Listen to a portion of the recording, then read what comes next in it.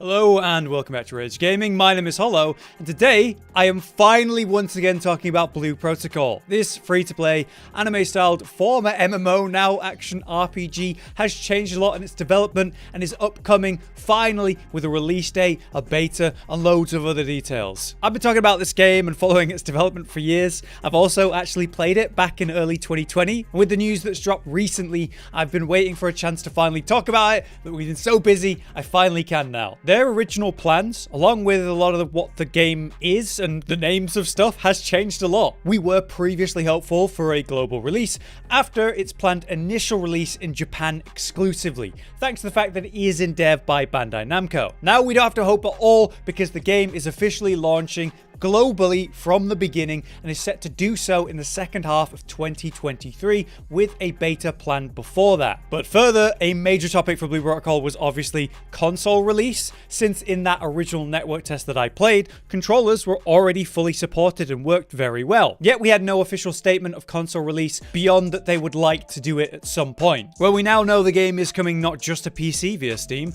but also next-gen consoles of PlayStation and Xbox, which is fantastic news. It was all announced super recently though via the Game Awards show, and then followed up with some gameplay teasers, and then followed up by a big dev stream with lots of new information to talk about, including their monetization details, which had me a bit concerned. It seems that over a year where the devs went completely silent on us, they were doing so for good reason. They've been hard at work developing the game. Now there's a lot of details to discuss here, like the upcoming beta test, or how this game is even coming to the West and what's changed about the gameplay and my thoughts on it all, but let's do a quick overview of what the game is, why I've been excited for it, and go through what seems to have changed.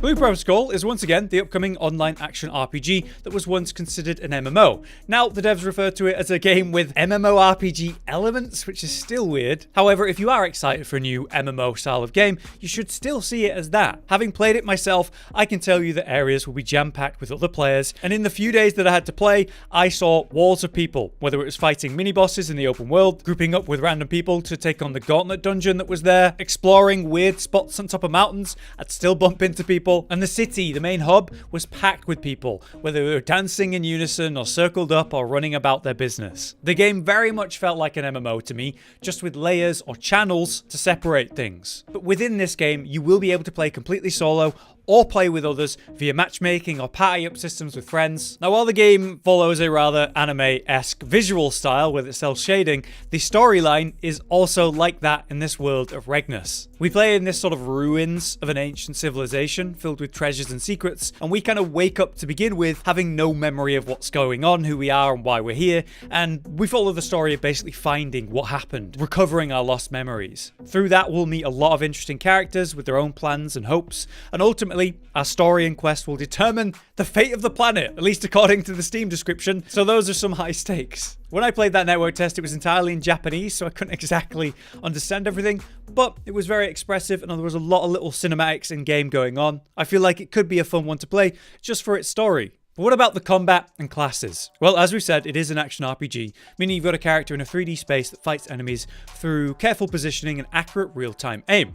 You need to physically land the blow, so be close enough to hit with your sword, or accurately aim and shoot with your arrow, cast the spell, avoid attacks, block attacks, and so on. Each class comes with their own weapon type, which has its own unique attacks, combos, and combo strings. Finally, we'd also have your abilities, which were a set few you could use after leveling and unlocking them. You'd find a skill tree system that would let you modify every ability you have in a variety of ways, including your combos. Before long, you could make yourself a buff build, a supportive-focused archer, a fire-focused mage, and so on. While it didn't have insane choice, it was a cool concept that needed fleshing out at the time. How deeply has it been improved now and enhanced? We can't say for sure, but it looks promising. As it's been referenced again and again in the trailers and by the devs, tailoring your own specific playstyle or build is how they want it to be done. What are the classes though? Well, we actually have 5, the newest being the futuristic hammer user, but we had an original set of 4 with kind of poor names, clearly placeholders. Now on the official website, they have proper names. We have the Blade Warden, a master of sword and shield, a sort of defensive cornerstone. The Twin Striker, which is a fiery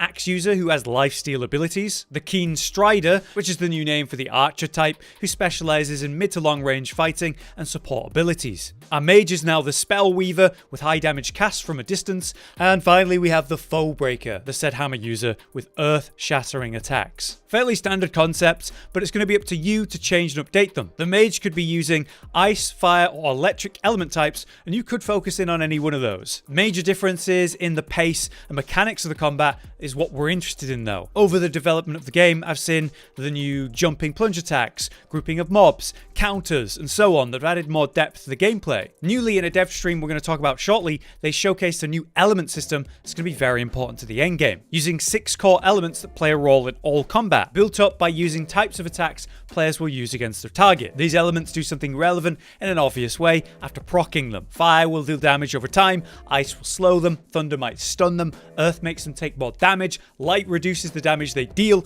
and dark will blind them, meaning they miss some attacks. These have levels though, making the effect stronger and deal a burst of damage each time you reach a higher level, rewarding the group of players attacking a target to work in unison and use the same element. The max level afflicted though will be level 3, and that can cause knockdowns, hard stuns, lifesteal effects, AoE heals for your team depending on which element you've maxed out. So little gameplay details like that are going to add to the depth of the base gameplay on top of your class, on top of those modified abilities, on top of your own gameplay, and the summons. Which is what I'm talking about next, the imajinn, or as they're seemingly now renamed to, mystical echoes. Echoes are the summons, which we can work into any class in any combination. They're basically special monsters you find in the world, and after defeating them, you can craft an echo of them. Echoes are then what we summon for short-term help, be that a quick AoE heal, a party buff, a huge echo that smashes a target with a stun, or summon a specific element-based echo to get further element damage. They serve a variety of purposes,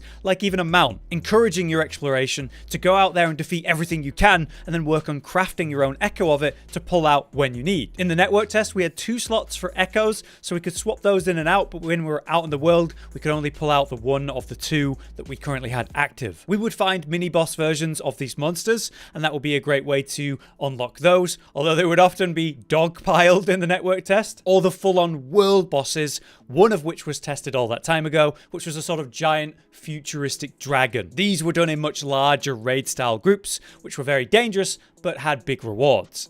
That's my old overview with some new details, but what about after the announcements and trailers? What about that dev stream that had a lot of detail in it? These are often where I would get a lot of the content to talk about over the time I was following the game. Now they're showing us a lot of content outside of combat in this stream to give the game more depth, as well as a lot of information, like the monetization methods for this free-to-play game. They were setting up the mini-games for the world, starting with fishing, because every game needs fishing. In this, we will manage a tension meter to successfully catch fish by walking up to specific fishing spots and starting the activity. They say that fishing is just the first of many mini-game style activities they're going to add to the game, to give players more options and fun things to do together outside of the story and combat. Through that, they're also adding swimming, which has dashing and jumping mechanics, and hopefully they use this for extra exploration using that mechanic. They also showed off the channel system. That's basically layers as we know them here in the West, with some interesting details through that. For example, the cities will hold up to 200 people per channel, and each zone will have 30 players per channel. In the network test, there were like 6 different zones in the one region we were playing, so 30 people in the smaller area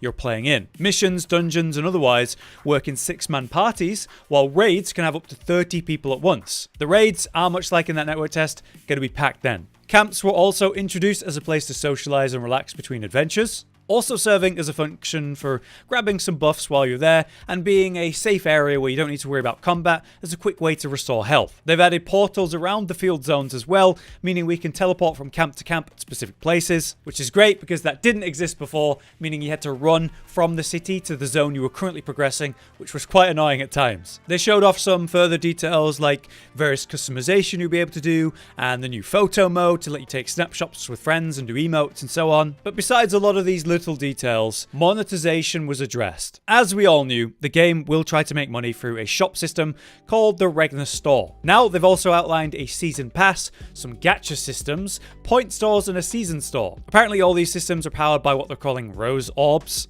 Rose orbs are basically the currency you pay money for to then buy items and services. Through this, you can buy things like costumes, mounts, items to help success rates of crafting, transfer slots, XP buffs, the season pass, and more. So my concern when hearing this is how we might be going a bit back on what they've said to us before, that the game will not be affected by the shop. XP buffs and success rates, that does that. However, they did go on to explain that free-to-play players can earn rose orbs as well without ever spending money. So we can technically all access the same thing. It's just a fine line you're walking there, letting people pay for progress faster, and free-to-play players, yeah, they can do the same thing, but with more effort and slower. They need to make money somehow, and this is more accepted in the East than it is in the West. And if it doesn't majorly affect the endgame, maybe it'll be okay. We do need to wait and see how it works, but I am concerned hearing that. I guess the big question is, how will it all work? What are the nitty-gritty details? When will we get to really look at everything? Not long, apparently, because a beta is coming up. The game, being published by Amazon Games, much like New World was, will hopefully get a smoother launch than that queue simulator. But is also running a network test or beta conducted between January 14th to January 16th. So yeah, a very short time. The max cap for that will be 50,000 players.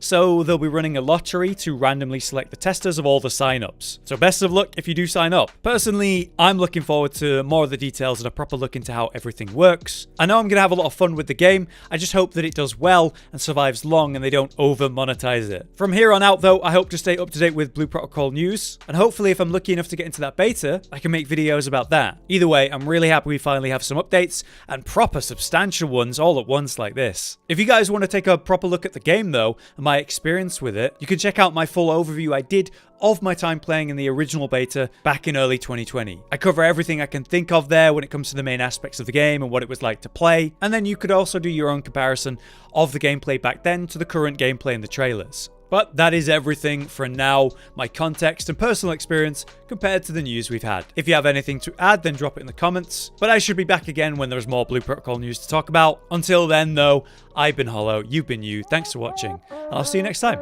Josh, Cotton, and Hollow with the videos, dropping the humor like a hammer on your tippy toes, bringing entertainment on a daily arrangement to take our insanity and turn it into entertainment. Yes, I said entertainment twice, to reiterate that it is nice to look into your faces on a mostly daily basis when you let us in your homes to make the whole world a stage. Goodbye.